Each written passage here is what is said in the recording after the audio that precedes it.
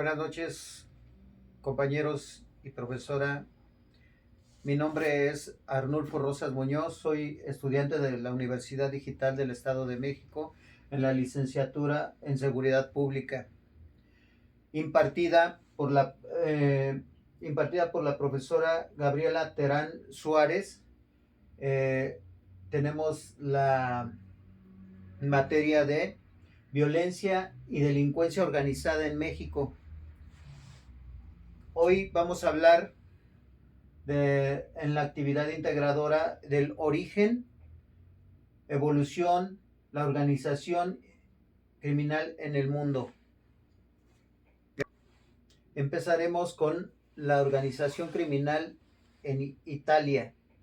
Sus orígenes datan del siglo XVIII al siglo XX y su evolución es en actividades de la mafia en el ámbito rural en 1945 a 1950.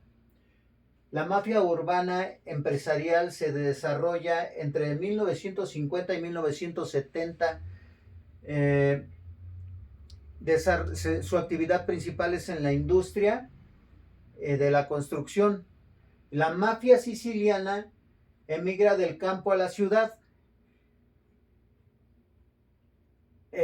y su actividad principal es el contrabando, extorsión, comercio, industria, licitaciones y licencias. La mafia camorra, o también llamada mafia napolitana, su actividad criminal son los clanes. Tiene alrededor de 100 clanes y 600.700 miembros, y su actividad principal es la actividad de las drogas, extorsión, la lotería ilegal, acceso a contratos públicos. En esa época el cigarrillo era ilegal y también lo manejan como si fuera droga, también lo controlan, así como los pagos de otras organizaciones criminales que les rendían tributo y ellos, pues por decirlo, también los extorsionaban.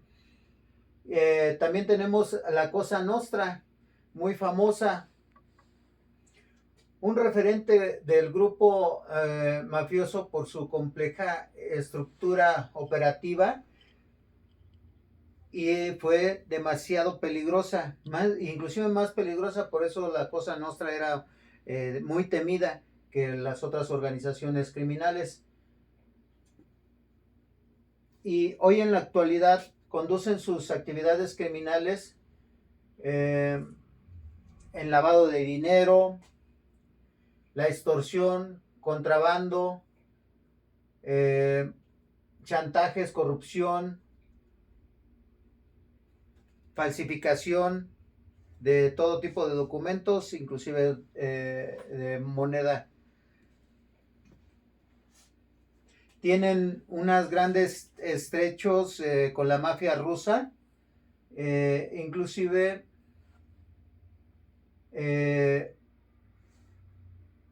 tanto es su estrecho que manejan la falsificación de dólares de Estados Unidos para moverlos dentro del país de Italia.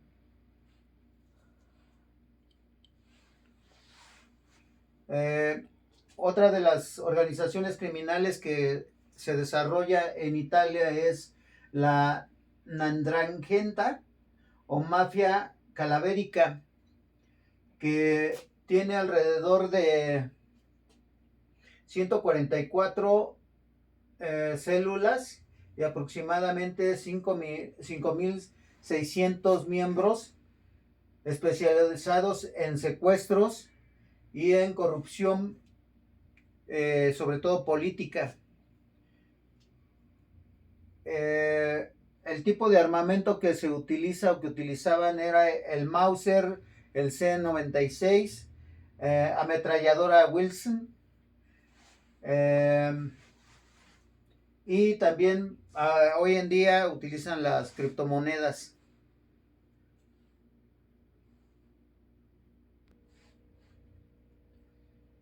Otra organización criminal es en Francia.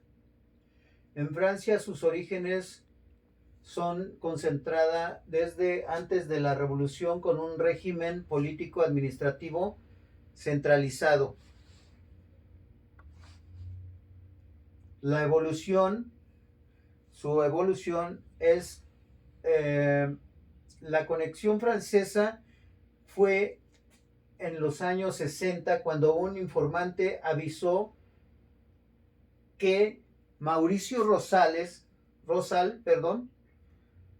embajador de Guatemala en Bélgica, País Bajo de Luxemburgo, estaba traficando con cocaína y con heroína. Los agentes de narcotráfico decomisaban alrededor de 90 kilogramos al año de drogas, cuando Rosal metía 200 kilogramos en una semana. Entonces los rebasaba por mucho.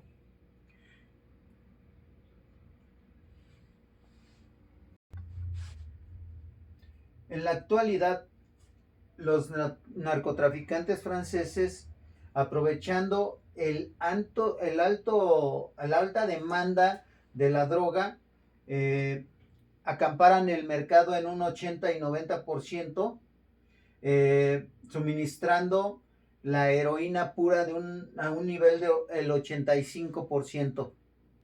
Las tecnologías o armas que utilizaron fueron desde calibre comunes como el 7.67, pistolas 9 por 25 milímetros, fusiles de asalto tipo AK, así como armas de la Segunda Guerra Mundial, incluso armas de juguete modificadas, el AK-47, subfusiles, varias pistolas.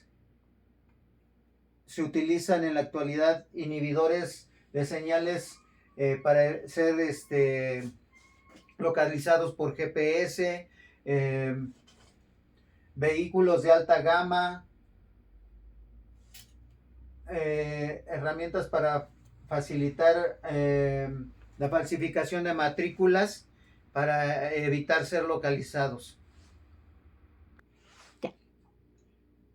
En el caso de China, las tríadas chinas o en Asia, sus orígenes son, China cuenta con 1 millón de sociedades secretas, se asocia con los camboyanos, centra sus actividades en el narcotráfico, la trata de blancas con la vecina Tailandia, también provee su mercado negro de heroína, metanfetaminas, y Malasia está dominado por la piratería en el estrecho de Malaca, el tráfico de mujeres y drogas, inspirados principalmente en el budismo y en monjes guerreros. Su evolución data desde el siglo XVII, con la lucha entre las dinastías Qin y Manchu. Sus ramificaciones se han extendido en falsificación de tarjetas, narcotráfico, muertes por encargo, prostitución, clínicas ilegales,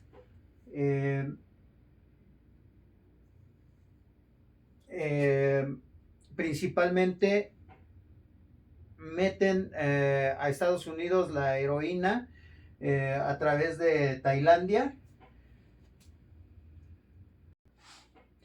En la actualidad prácticamente sus actividades criminales son las mismas, siguen siendo extorsión, siguen siendo lavado de dinero, tráfico de personas, falsificación de todo tipo de mercancía, y tienen un imperio dentro de la misma China, haciéndose crecer mucho en Estados Unidos y sobre todo contrabandeando junto con las drogas a mujeres, hombres y niños.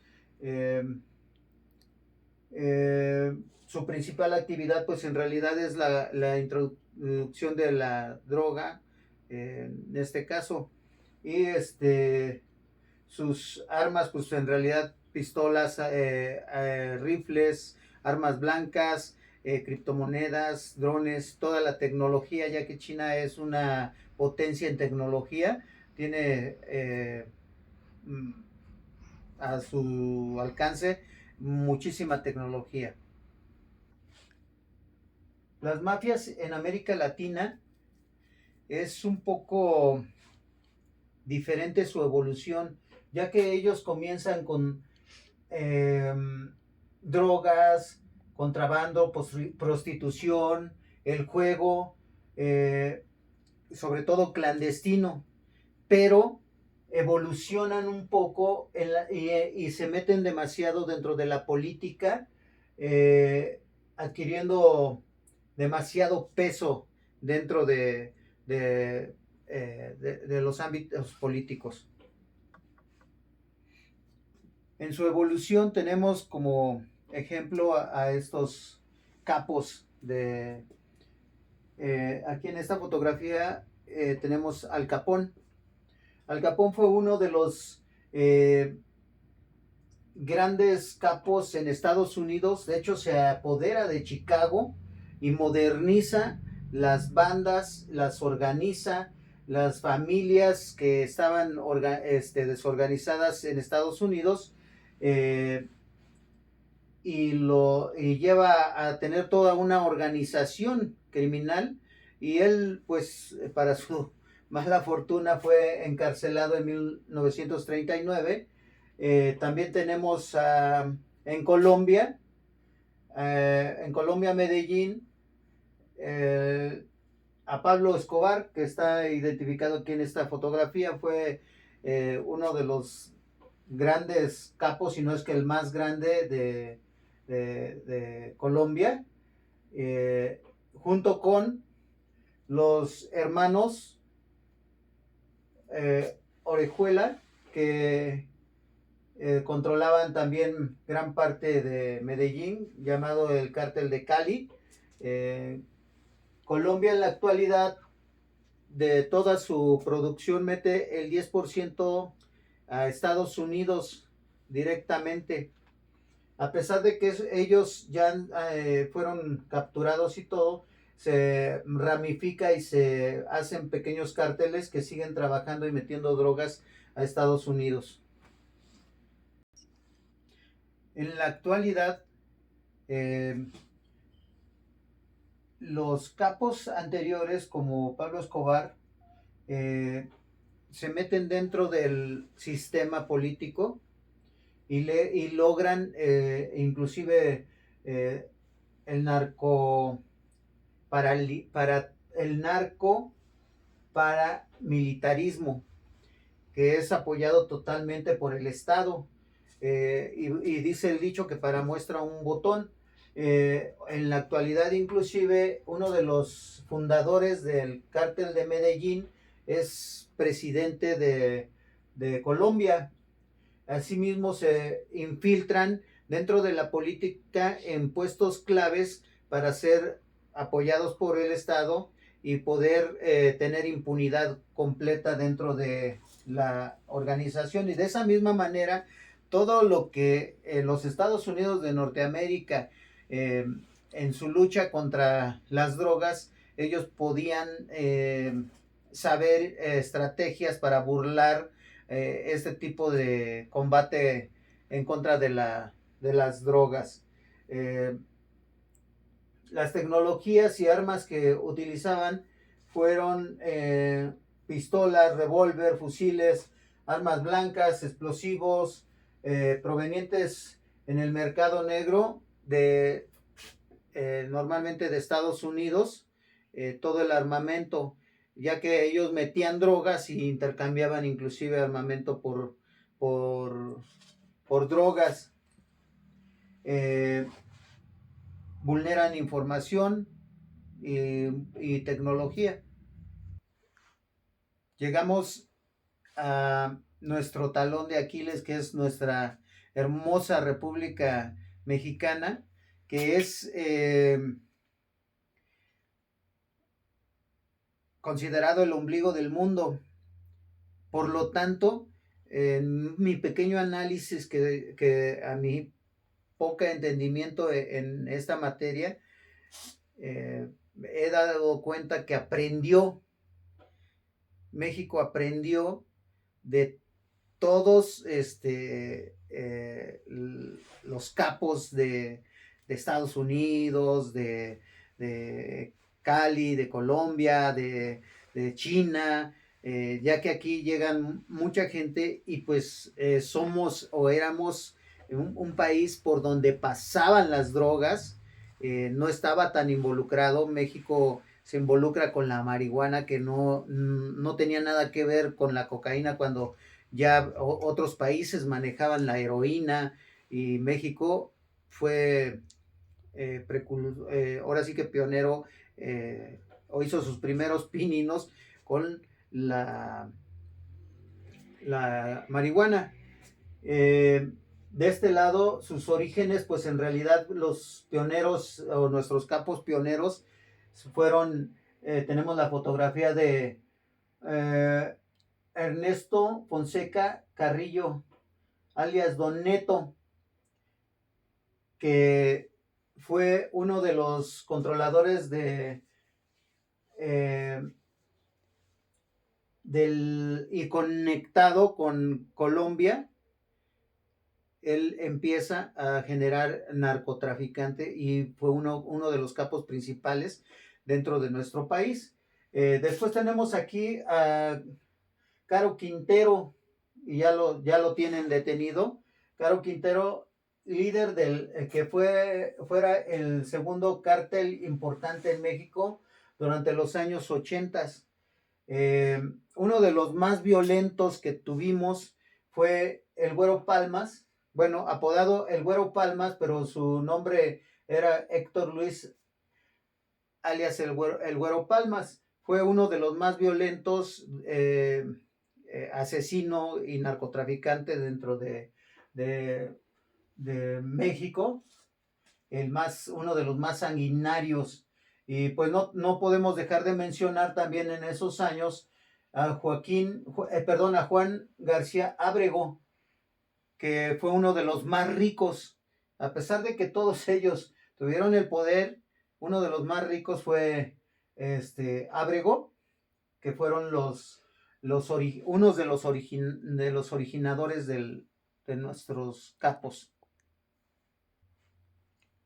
Su evolución continúa. Cuando ellos son aprendidos o abatidos, continúa con, tenemos aquí la fotografía de él. Se hace cargo del cártel del Golfo, Ociel Cárdenas Guillén, que es del cártel del Golfo. Del cártel de Tijuana tenemos a los hermanos Arellano Félix, que es Francisco, Benjamín y Ramón, los tres hermanos de Arellano Félix. Del cártel de Juárez, Amado Carrillo Fuentes, el Señor de los Cielos. Y del cártel de Sinaloa, muy famoso, que se encuentra ahorita ya preso, el Chapo Guzmán, que es Joaquín Loera Guzmán, alias el Chapo Guzmán.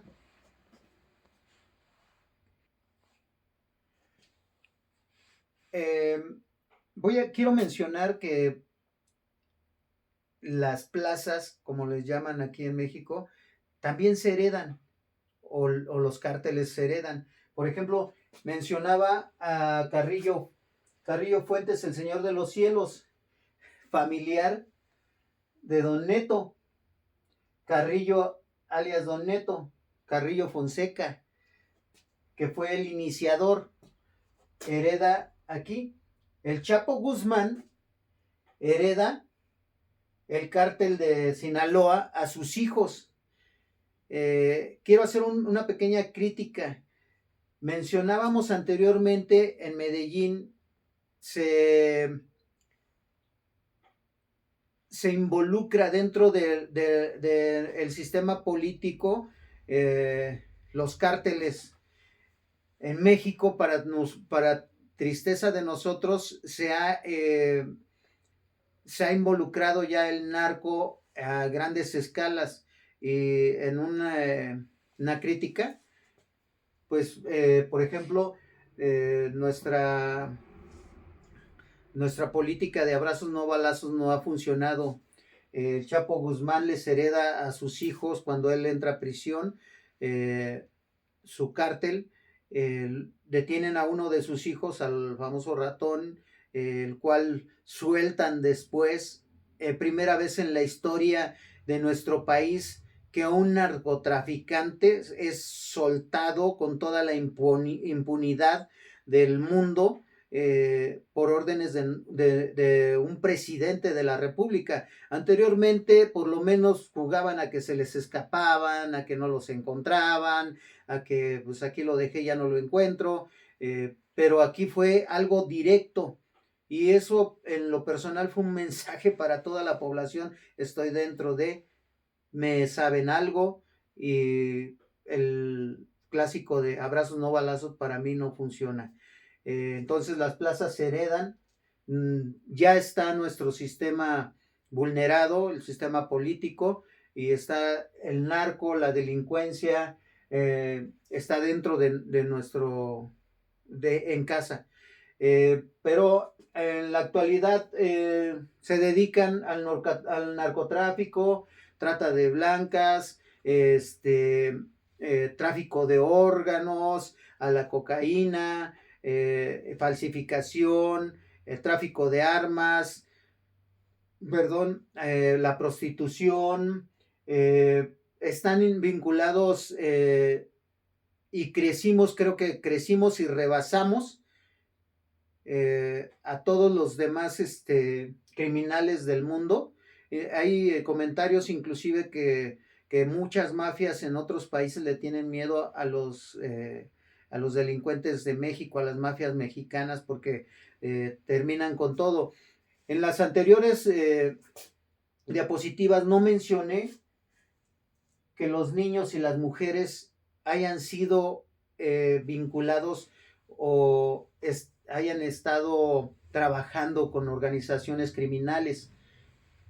Y es así, tenían o tienen un código que ni niños ni mujeres.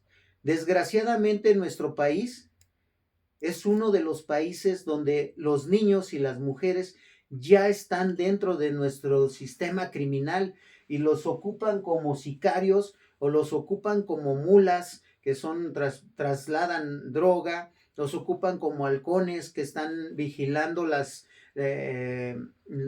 entradas de pueblos, para avisarles cuando llega el ejército, cuando llega la policía, hacer operativos. Entonces, inclusive en México se perdió ese código de ni niños ni mujeres. Antes no atacaban niños, no atacaban mujeres. Ahora en la actualidad en México matan niños, matan bebés, matan familias completas, no importando si son niños, mujeres. Es muy triste, pero rebasamos todo la sensibilidad humana en ese aspecto. A comparación de, por ejemplo, las triadas chinas son letales, pero no se meten con los niños, no se meten con las mujeres. Las tecnologías que utilizan en la actualidad en México, pues las armas, voy a hablar armas principalmente, pues es el AK-47, ya tienen calibre 50, por lo mismo de que de Estados Unidos llega mucho armamento, inclusive del ejército se ha perdido armamento. Tienen aviones, avionetas Boeing 727, drones que ya entregan droga, ahora sí que casi como el Didi a domicilio, o drones que son utilizados como bombas o que ya tienen son adaptados para disparar y matar a algunas personas. Eh, También la extorsión a través de celulares desde las prisiones es muy común. La tecnología la han estado utilizando nuestra delincuencia para extorsionarnos, para llevarnos hacer secuestros express. La verdad es que en eso hemos avanzado tristemente demasiado. Ya estamos vinculados como lo había mencionado, con nuestros líderes políticos. Para finalizar, voy a dar mis conclusiones. Creo que en conclusiones me voy a quedar corto. Hay muchas cosas que pudiéramos ayudar a solucionar. Una es que necesitamos trabajar sociedad junto con nuestros políticos para crear políticas que realmente funcionen en materia de seguridad pública. En lo personal, estoy estudiando seguridad pública para tratar de componer esto a través de políticas públicas. Hay que atacar, desafortunadamente hay que atacar el fuego con fuego. Esto es un cáncer y en un cáncer vamos a meter quimio y se va a morir células buenas y células malas. Desafortunadamente tenemos miedo a morir. Como mexicanos nos han metido ese miedo, pero necesitamos algunos tener que, tal vez en esta lucha en contra de que del narco, para que nuestro país salga adelante, tendrá que fallecer algunas personas. Pero hablando de políticas públicas, yo creo que tendríamos que implementar políticas y castigos reales para nuestros propios políticos, nuestros propios funcionarios públicos, ya que si algún funcionario público le encuentran nexos con el narcotráfico, lo cambian de área y lo mueven para otro lado. Y si se roba dinero, pues nada más lo meten un tiempo a la cárcel y no hay un verdadero eh, castigo que pueda ser doloso para él, que le duela, que sienta vergüenza por lo menos de lo que está haciendo. Muchos policías dicen que se meten de policías y que ellos roban porque les pagan muy poco. Y eso es una mentira. Hay obreros que ganan el salario mínimo y toda su vida viven con el mínimo y no roban, no extorsionan. Los policías los encuentran extorsionando a alguien y los cambian de sector, los protege la misma, el mando. No en todos hay policías honestos. Entonces, tenemos que construir políticas públicas que realmente funcionen. Eso es lo que yo creo.